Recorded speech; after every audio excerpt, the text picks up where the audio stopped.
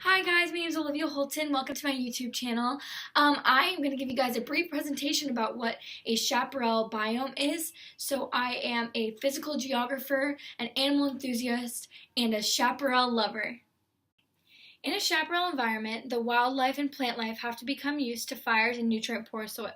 So to adapt to these conditions, the plant life has to be able to survive in drought conditions and be able to survive with nutrient-deficient soil.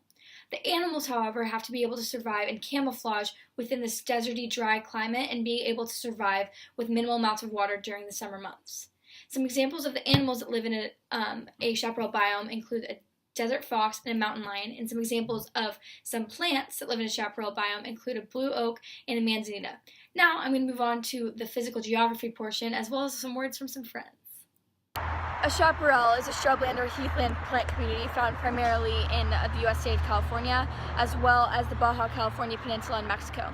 However, the biome can be found in the west coast of the United States, the west coast of South America, the Cape Town area of South Africa, and the western tip of Australia, as well as coastal areas in the Mediterranean.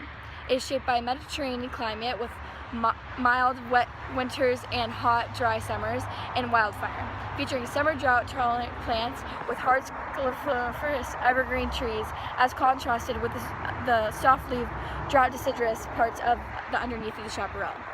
Chaparral covers around 5% of the state of California, as well as associated Mediterranean shrubland, an additional 3.5%. What up guys, it's climatologist and ecologist JT Russell here reporting to you live from the Chaparral Biome. So what we have here is occasional fires. We have about 10 to 17 inches of rainfall per year, and the animals have to be able to survive on very little water, so there are usually droughts during the summer months. Also, there's shrubs that are very plentiful, as you can see here, because they're able to survive on very little water. Also, I'd like to add that the summer season is very dry and can last up to 5 months, and the winters are very short and mild. Hello everyone, my name is Henry Bagstar. I am your local conservationist and part-time hippie. I am here to tell you about the issues of the local chaparral environment and what can be done to fix it. I am a very qualified researcher. I have a oceanography protection hat, my reusable water bottle, and if you can see, my Birkenstocks. Now let's get to it. So a major threat to our local chaparral environment is the belief of burning down old chaparral for new chaparral to grow in. So what would make this seem like it would be a valid and very ecological idea is that in large forests, typically forests are burnt down for the new seedlings to grow in eventually and redistribute the nutrients. However, in the chaparral, this leads to the possibility of invasive species coming in and taking what once was a chaparral environment into a weedy grassland.